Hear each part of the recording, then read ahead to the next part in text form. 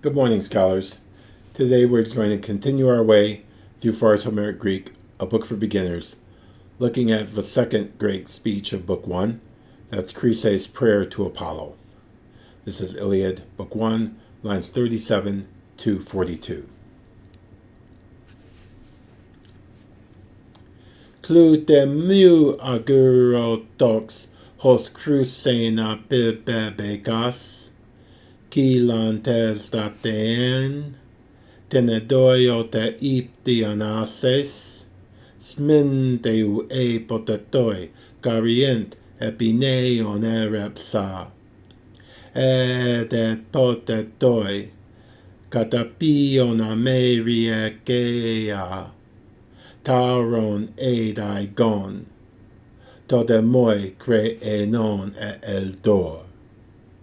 Tείσειαν δαναoi αίματα κρουασoi σε βέλεσσιν.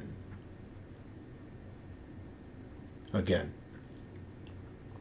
Klute mu agurotox hos kreusein ἀμφιβέβηκας, kilantes antei, tenedoio te iptianases, sminteu potetoi, garient epineion ἔρεψα, edet potetoi, καταπίον έκηα, τάρον aigon, τοδεμoi κραιαίνον εντος.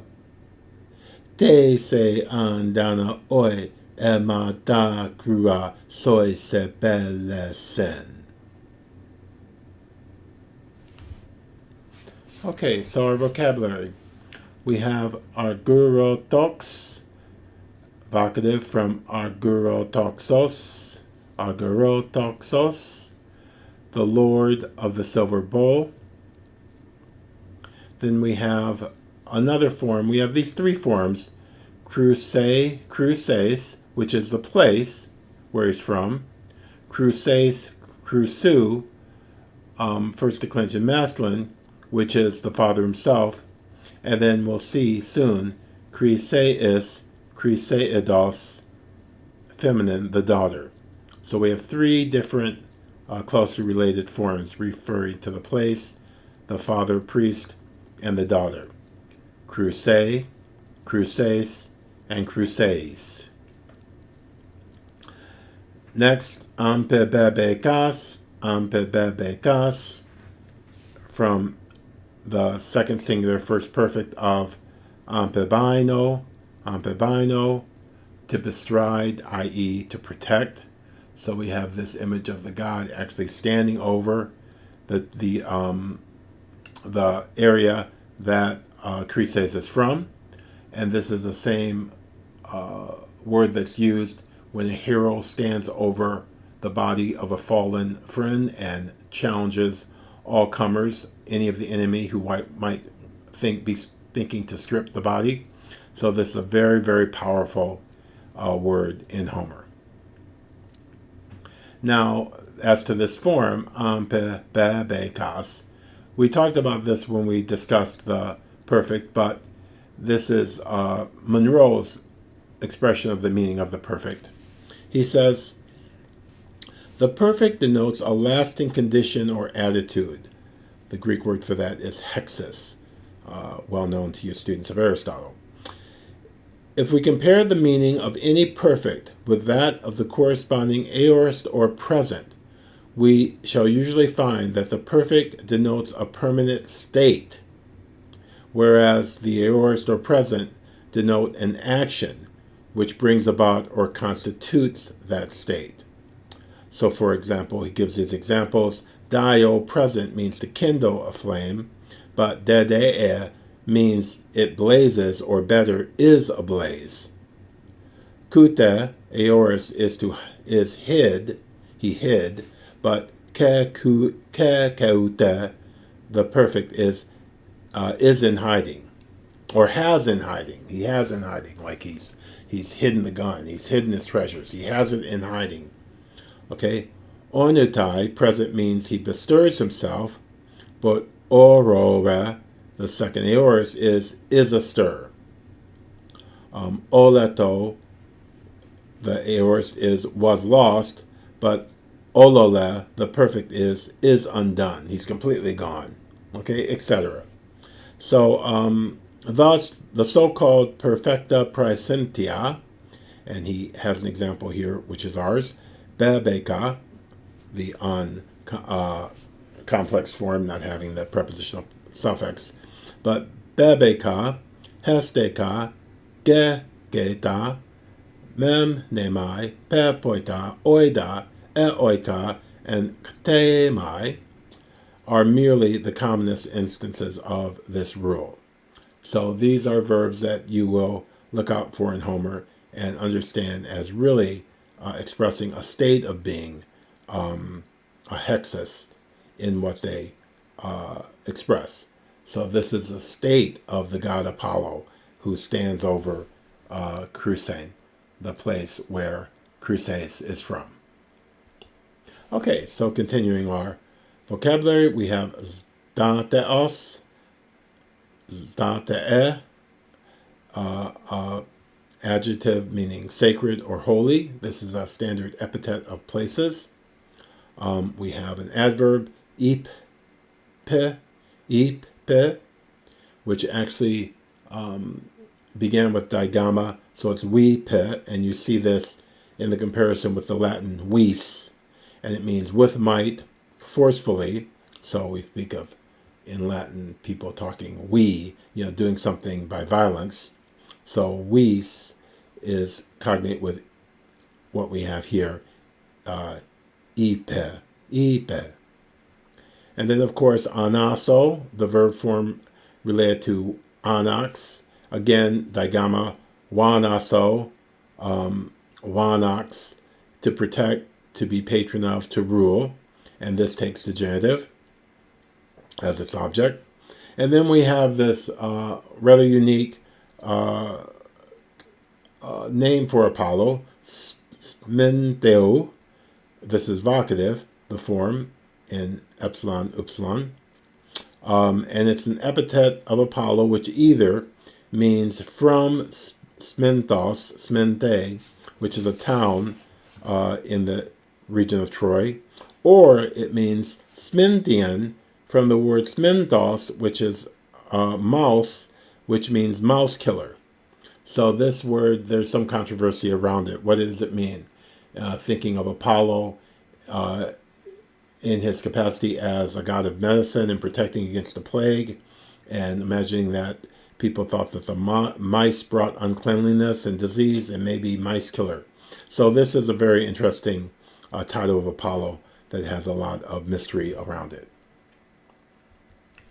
Okay, and then we have this expression, potatoi. Here we have accentual fine points because A is what's called a proclitic, and pota and toi are both enclitics. And so A, of course, is if, pota, sometime, ever, and toi is actually a dative of the personal pronoun soi, for you, on your behalf. So potatoi, if ever, for you. And then we have the adjective, charies, charientos, feminine chariesa, and we'll look at the declension of that very soon. And then we have neos, neu, second declension, the word for tempo. Neos, neu. Ha. Okay, so as to charies, charientos, we see Smythe discusses this at 299. Stems in nu tau occur in a few adjectives and in many participles. So we've actually seen these in operation with the participles, and they also occur in the adjective pas, all, which we've also talked about. So you see charies, charientos, chariente, charienta, and then vocative chariên, and then the plural charientes, charienton, chariesse, charientas, etc. And then in the feminine, you see we get the double sigma, kariesa, karieses, kariese, kariesan, kariesa, and then the plurals as you would expect. And then the neuters, of course, the nominative and accusatives always being the same, and likewise identical with the vocatives. So look at this, you see the vocatives in the masculine and nominative, as well as the the vocatives in the masculine and the neuter, as well as the neuter, nominative, and accusatives are all the same form. Krēʻen, krēʻen, krēʻen, krēʻen. And then our neuter plurals, we have again the nominative and accusative being identical, krēʻenta, krēʻenta, and then the genitive and the dative plural sharing the same form as the nominatives. So this should be getting familiar to you by now. But I'll point out again, these dative plurals in the nominative, in the masculine and the neuter, which do the thing where the NT disappears and sigma comes in their place with the lengthening of the vowel, although it actually looks like the vowel doesn't really lengthen here. So kariese, kariese, that form for the dative plural is a little unusual. Okay, so this is our declension there. And again, we've seen it in participles and in pos, the same, basically same manner of declining. Okay, so continuing back to our vocabulary, we have from ērepo, which means to outfit with a roof, ērepo, to cover over. Okay, we have the first aorist, ēreψa, ēreψa, and then we have the word for or. We've seen that earlier, a. And then de potatoi. De is a kind of like, if really, if ever, indeed, or if ever indeed, the de is an affirmative participle, delta, eta. Then pionos, an adjective rich in fat, and then a neuter word that's usually used in the plural, meria, which refers to, it's a word of ritual, which refers to the thigh bones of a victim with the flesh still on them. So these would be a very valuable part of the sacrifice to a god. And it's related to meros, meru, masculine, which is the word for thigh. So meros is the thigh, so that's where heroes are going to be wounded by darts and such like that. But meria, ta meria, are the thigh bones of a sacrifice. Okay, so we have this form, kata, separated from έτηα, where kata is to burn completely, to burn thoroughly, to burn kata, to burn all up, or actually to burn it down to ashes. So the smoke, the savor of the fat goes up to the gods.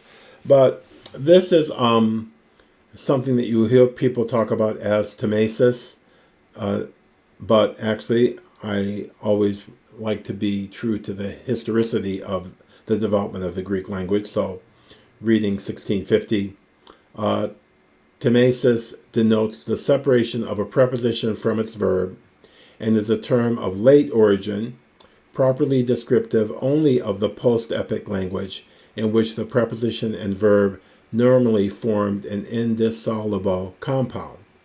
The term temesis is incorrectly applied to the language of Homer, since in epic the preposition / adverb was still in the process of joining with the verb. So when you read Homer, if you pay attention to these things that a lot of teachers will just carelessly call temesis, you have to realize that this is just kata, is just your floating prepositional adverb, and it hasn't been separated from the verb. That's an anachronism that I don't care for at all. So, but Later, κατακαΐω will be a compound verb, which it means to burn a sacrifice down, to burn it completely.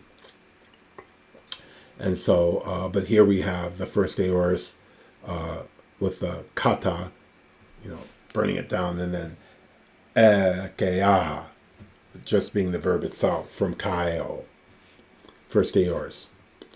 And then we have tauros, the word for bull, just like we have aigos, the word for goat in this passage. Okay, and then we have eda, which is an epic form equivalent to kai, which just means and. It is the combination of de and the affirmative a. This is from Dynaston's Greek Particles, page 287. And it occurs in several expressions early on. We see it, I have these three occurrences in book 1, where you have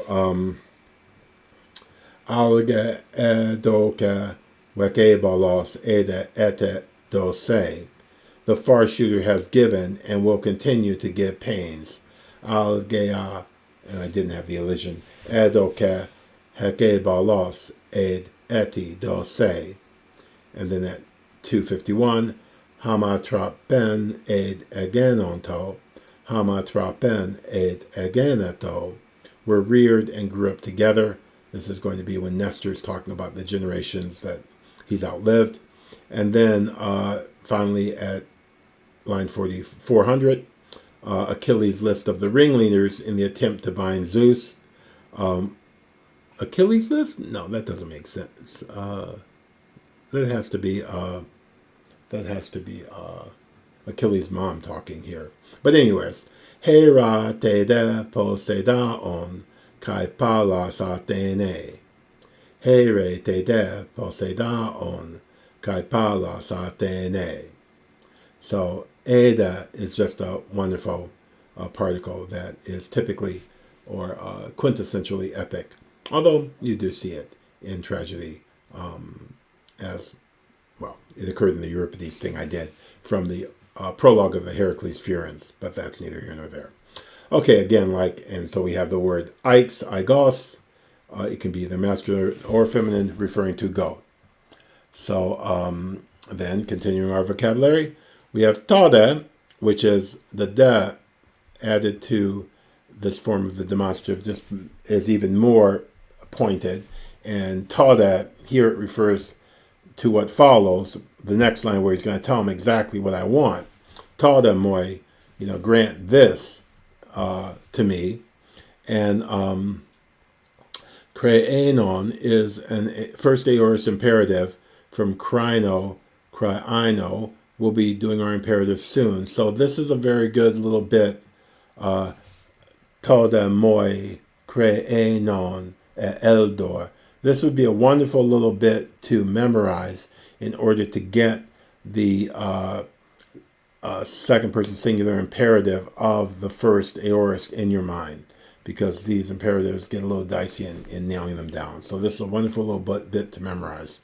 And then eldor, really you have digamy here, eldor, means a wish or desire. And you also have a verb form eldomai, which means to wish or desire. So that's our vocabulary. Oh no, a little more. We have teissian, which is a third plural optative from tínω, which means to pay the penalty for, to make recompense for, and here it's the form of the optative is a wish. May they pay the penalty for, may they pay, may they make recompense for my tears. Emma, of course, is the neuter plural possessive pronoun of the first person. And then you have dakuon. To dakuon is a tear, but here in the plural, it represents the visible feature of weeping. My weeping, i.e. the cause therefore, which means my wrongs. Make them pay for my tears, make them pay for what they've done to me. Okay, so this is wonderful. And how are they going to pay? How is Apollo to exact this? Soisin vélessin. Soise is the dative plural of sos, se, son. Thy, mine, thine, our American English, your, the possessive pronoun in the dative. And then vélessin, the dative plural of velos, to, which is missile, anything thrown, whether it's a spear, a dart, an arrow, or even a stone, can be a velos because it's just a thing thrown from the verb, or related to the verb vάλλω, to throw. So that's it. Our vocabulary, a lot of vocabulary for this wonderful passage, but besides the optative of wish that we see in line 42, there's not much of really challenge in this passage besides the vocabulary. So here we go. Klute mu arguro tox hos crucein ἀμφιβέβηκας ki lantezate tenedorio te ipe anases spindeu potatoi karienta epe neon ἔρεψα potatoi κατα μέρι ἔκηα τάρον gon to de moi κραιαίνον εντος τείσειαν oi αίμα σε βέλεσσιν. So again with pauses. Klute mu arguro tox hos crucein ἀμφιβέβηκας ki lantezate tenedorio te ipe anases spindeu potatoi karienta epe neon ἔρεψα